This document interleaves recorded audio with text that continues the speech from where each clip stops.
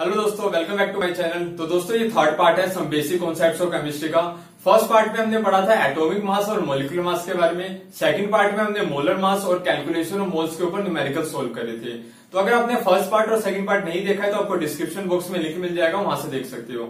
इस वाले पार्ट में बेसिकली हम समझेंगे concentration terms like molarity, mole fraction, mass percentage, और जो एनसीईआरटी में न्यूमेरिकल्स दे रखे हैं इन टेक्स्ट में और बैक एक्सरसाइज में वो भी सोल्व करेंगे।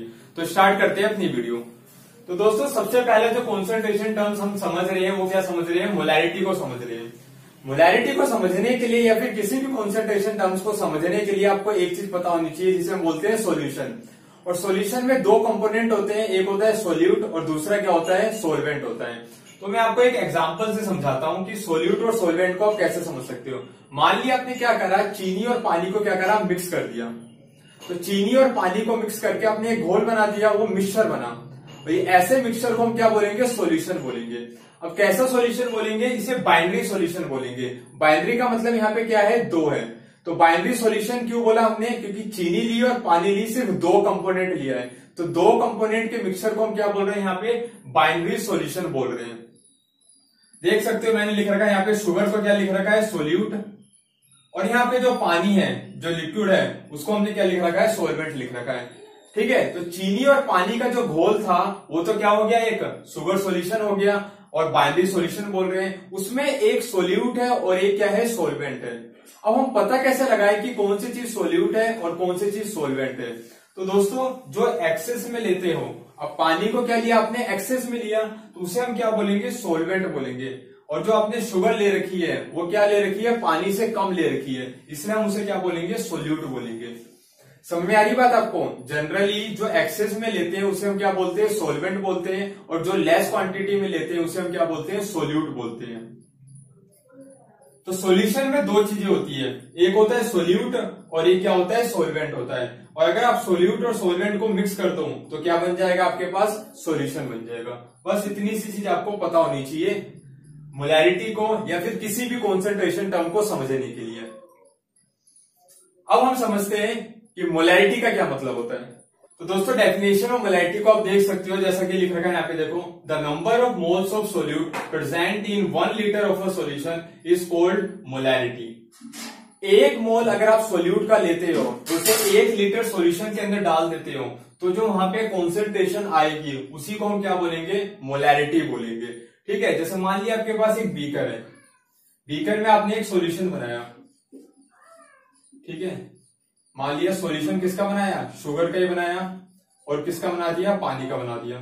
तो शुगर और पानी को मिला के आपने क्या बनाया, सॉल्यूशन बनाया। और इस सॉल्यूशन का जो आपने वॉल्यूम ले रखा है वो कितना ले रखा है, 1 लीटर आपने क्या ले रखा है, वॉल्यूम ले रखा है। और आपने जो शुगर है उसके कितने मोल ऐड करें, यहाँ पे 1 मोल ऐड कर दिए।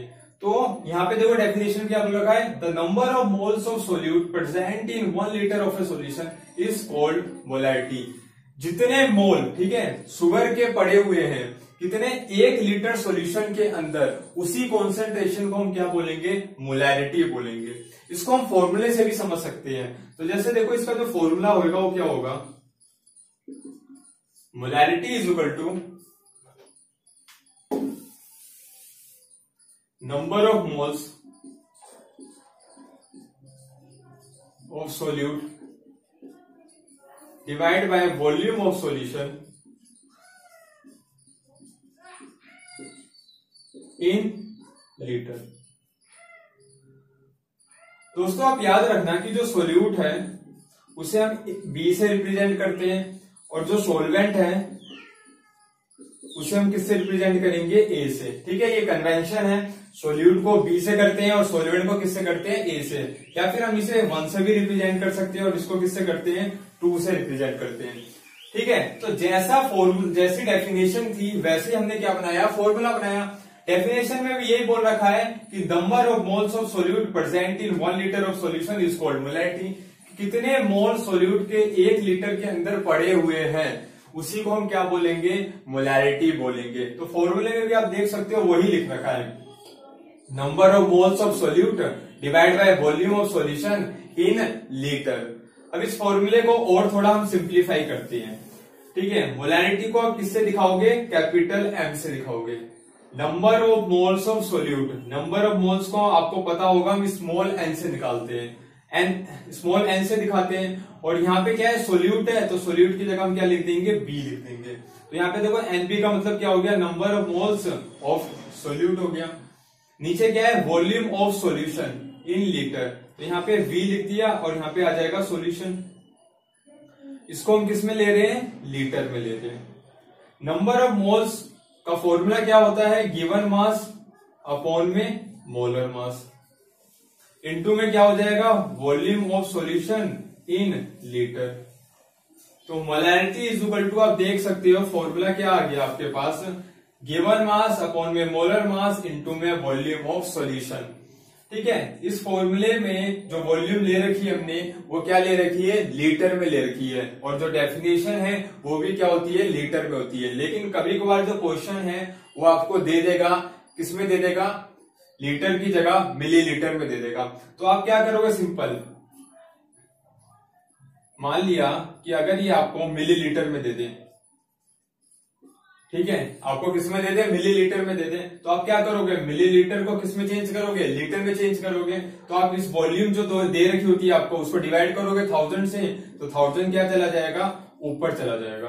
तो आपके पास दो फॉर्मूले आ जाते हैं, एक फॉर्मूला आ जाता है आपके पास जब लीटर में दे रखी हो वॉल्यूम, और एक फॉर्मूला आ जाता है जब आपको किस में दे रखी हो, मिलीलीटर में। ठीक है, तो आप दोनों फॉर्मूला में लिख देता हूं आपके सामने।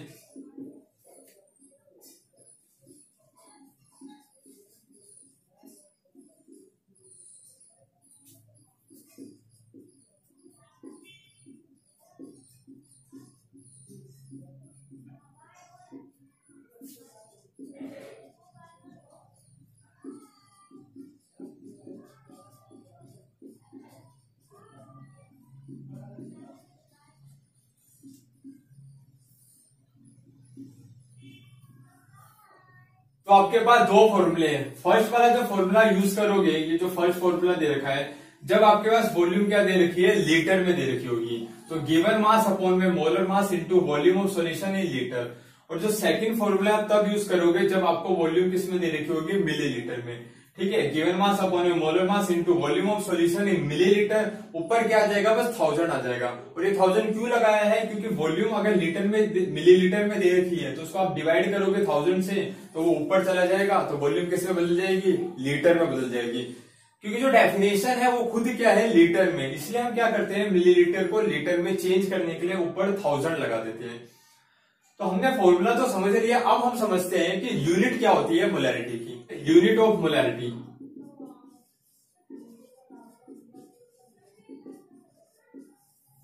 तो आपने देखा कि जो मोलैरिटी है वो किसके इक्वल होता है, number of moles of solute divide by volume of solution in litre. तो अब नंबर ऑफ मोल्स ऊपर लिखा हुआ है, इसकी यूनिट क्या होती है, मोल होती है। नीचे वॉल्यूम है, उसको आप किस में मेजर कर रहे हो, लीटर में, तो यूनिट क्या बन जाएगी, मोल पर लीटर। तो जो मोलैरिटी है, ठीक है, मोलैरिटी की जो यूनिट है वो क्या हो जाएगी, मोल पर लीटर। इसी को हम क्या बोलते हैं, मोलर भी बोलते हैं, या फिर इसको आप सिंपल कैपिटल एम से रिप्रेजेंट कर दोगे तो आपको समझ जाना पड़ेगा कि ये मोलैरिटी दे रखी है। तो समझ में आया आपको, मोल पर लीटर बोलो आप, या फिर मोलर बोलो, या फिर सिर्फ कैपिटल एम से लिख दो, तो ये सारी जो यूनिट है किसकी हो जाएगी, मोलैरिटी की हो जाएगी। अब हम समझते हैं मोलैरिटी के बारे में। तो दोस्तों, मोलैरिटी और मोलैरिटी में एक छोटा सा फर्क होता है कि मोलैरिटी में हम क्या लेते हैं, वॉल्यूम ऑफ सॉल्यूशन लेते हैं, लेकिन मोलैरिटी में क्या लेते हैं, हम मास ऑफ सॉल्वेंट लेते हैं। दोस्तों आप ध्यान दो कि मोलैरिटी में हम क्या बोल रहे थे, number of moles of solute present in 1 litre of solution, लेकिन हम मोलैरिटी में बोलते हैं number of moles of solute present in 1 kg of solvent. वहां पे मोलैरिटी में हम क्या देख रहे हैं कि कितने मोल्स पड़े हैं 1 लीटर सॉल्यूशन के अंदर, लेकिन हम मोलैरिटी में, ठीक है, मोलैरिटी वाली चीज है, उसमें हम क्या बोल रहे हैं कि कितने मोल पड़े हैं 1 किलोग्राम सॉल्वेंट के अंदर, फर्क है थोड़ा। अब डेफिनेशन देखो लिख रखी है, the number of moles of solute present in 1 kg of solvent. यहाँ पे ये वाली नोट करने वाली चीज है कि 1 kg ऑफ सॉल्वेंट के अंदर कितने मोल्स पड़े हैं सोल्यूट के, उसी को हम क्या बोलेंगे, मोलैरिटी ऑफ द सॉल्यूशन। तो देखो मोलैलिटी का फॉर्मूला क्या बनेगा, मोलैलिटी इज इक्वल टू हो जाएगा number of moles of solute, जैसा मोलैलिटी में था, लेकिन वहां पे नीचे क्या था कि volume of solution in litre, यहाँ पे नीचे क्या आएगा mass of solvent in KG. ठीक है, पूरे सॉल्यूशन के अंदर नहीं, सिर्फ सोलवेंट के अंदर कितना मोल पड़ा हुआ है सोल्यूट का, उसी को हम क्या बोलेंगे, मोलैलिटी ऑफ द सॉल्यूशन। अब दोस्तों जो मोलैलिटी है उसको हम किससे रिप्रेजेंट करेंगे, स्मॉल एम से, और आपने देखा था मोलैलिटी को हम किससे रिप्रेजेंट कर रहे थे, कैपिटल एम से। तो यहाँ पे number of moles of solute को आप कैसे लिख सकते हो, एन भी लिख सकते हो। एन का मतलब क्या है, नंबर ऑफ मोल्स, और बी का मतलब क्या है यहाँ पे, सोल्यूट। नीचे क्या है, मास ऑफ सोलवेंट, तो मास ऑफ सोलवेंट यहाँ पे देखो यूज है, तो डब्ल्यू की जगह क्या है, मास। ए का मतलब क्या है, सोलवेंट, और केजी में है तो हमने केजी लिख दिया। यहाँ पे देखो कि ये जो नंबर ऑफ मोल्स है इसको आपने कैसे लिख दिया, गिवन मास अपॉन में मोलर मास, ये जो है इसको ऐसे लिख दिया। तो ये जो मोलैलिटी का फॉर्मूला है ये फर्स्ट फॉर्मूला बन गया आपके पास, बहुत सिंपल है, number of mole divide by mass of solvent. जो गिवन अमाउंट होता है उसको हम किससे रिप्रेजेंट करते हैं, डब्ल्यू से रिप्रेजेंट करते हैं, इसलिए हमने डब्ल्यू लिख रखा है। अगर आपके पास जो मास ऑफ सोलवेंट है वो किलोग्राम की जगह ग्राम में दे दे, जैसे उस वाले केस में क्या हो रहा था, लीटर की जगह आपको किस में दे रहा था, मिलीलीटर में दे रहा था, तो आप 1000 से डिवाइड करते थे और ऊपर चला जाता था 1000। ऐसे इस वाले केस में अगर आप केजी की जगह ग्राम में दे रखा हो आपको, तो आप क्या करोगे, ये जो ग्राम है इसको किस में चेंज करोगे, किलोग्राम में, तो आप क्या करोगे, डिवाइड करोगे 1000 से, तो ऊपर चला जाएगा 1000, तो ये वाला फॉर्मूला बन जाएगा। तो आपको फर्स्ट और सेकंड फॉर्मूला आपको याद रखना है। फर्स्ट फॉर्मूला आप कब यूज करोगे, जब आपको जो मास दे रखा है सोलवेंट का वो केजी में दे रखा है, और सेकंड फॉर्मूला आप कब यूज करोगे, जब मास दे रखा है किसमें, ग्राम में दे रखा है, तो आप ऊपर क्या करोगे, बस 1000 कर दोगे। तो अब हम देखते हैं जो यूनिट है वो मोलैलिटी की यूनिट क्या होती है। अब देख सकते हो कि फॉर्मूला क्या था मोलैलिटी का, number of mole divide by mass of solvent. तो नंबर ऑफ मोल्स की यूनिट क्या होती है, मोल होती है, और किलोग्राम की यूनिट तो क्या होगी, किलोग्राम ही होगी। तो ऊपर क्या आ जाएगा, मोल, और नीचे से ऊपर गया किलोग्राम, तो यूनिट क्या बन गई, मोल पर केजी, या फिर आप इसको क्या बोलते हो, मोलर भी बोलते हो। जैसे उसमें हम क्या बोल रहे थे, मोलर, इसको क्या बोलते हैं, मोलर, या फिर आप सिंपल स्मॉल एम से रिप्रेजेंट कर दो। तो यूनिट क्या है मोलैलिटी की, मोल पर केजी, या फिर मोलर बोलो, या फिर आप क्या बोलोगे, स्मॉलर। तो ये तीनों यूनिट है मोलैलिटी की और मोलैलिटी की। तो दोस्तों आपने मोलैलिटी और मोलैलिटी को समझ लिया कि क्या चीजें होती है और कैसे आप उसका फॉर्मूले को डिराइव कर सकते हो।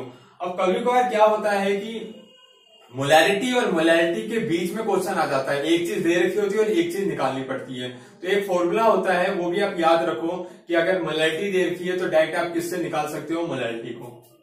अब हम समझते हैं कि मोलैलिटी और मोलैलिटी में क्या रिलेशन होता है। तो दोस्तों आपने देखा था मोलैलिटी में नीचे वॉल्यूम ऑफ सॉल्यूशन आता था, और मोलैलिटी में क्या आ रहा था, मास ऑफ सॉल्वेंट आ रहा था। तो अगर आप बताओ कि वॉल्यूम और मास में क्या रिलेशन होता है, तो आप बोलोगे कि डेंसिटी का रिलेशन होता है। डेंसिटी इज इक्वल टू क्या होता है, मास अपॉन में वॉल्यूम होता है।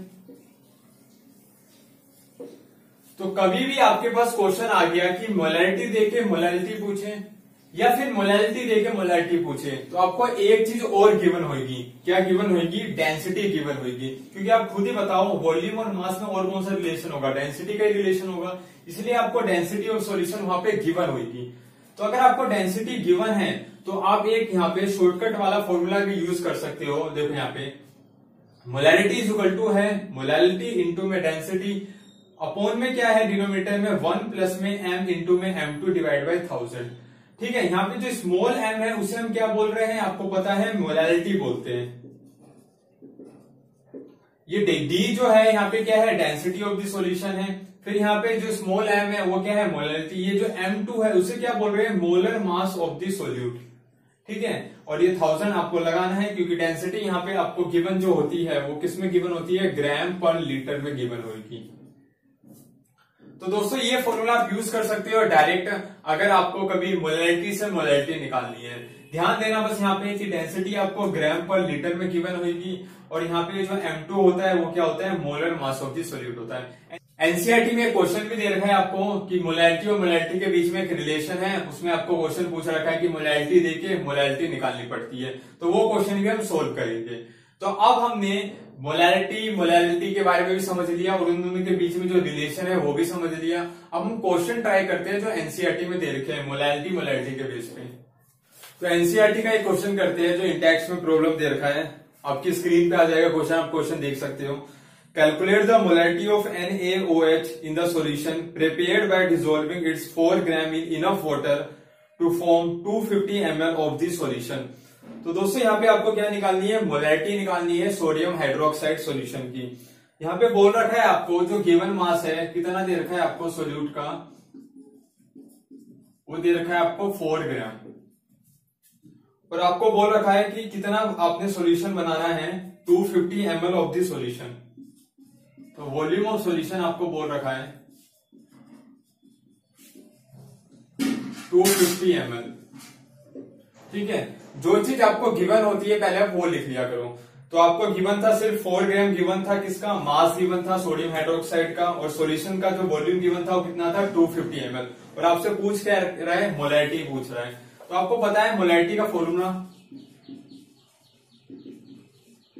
Given mass of solute divide by molar mass of solute into में volume of solution in litre.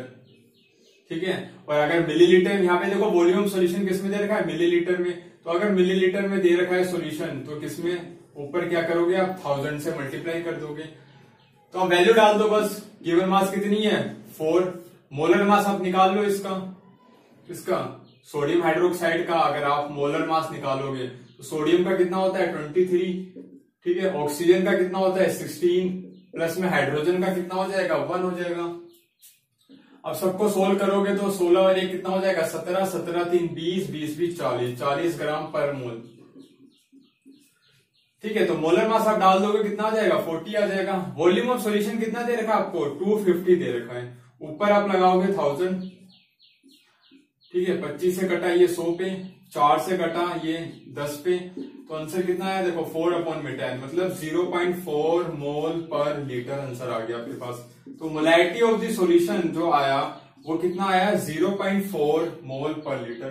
तो बहुत इजी टाइप का जो क्वेश्चन है वो इसमें दे रखा है। अब हम नेक्स्ट क्वेश्चन करते हैं। एक एनसीईआरटी में बैक एक्सरसाइज में क्वेश्चन दे रखा है 1.11, आपकी स्क्रीन पे क्वेश्चन आ जाएगा, आप देख सकते हो। इसमें लिख रखा है what is the concentration of sugar C12H22O11 in mole per liter if its 20 gram are dissolved in enough water to make a final volume up to 2 liter।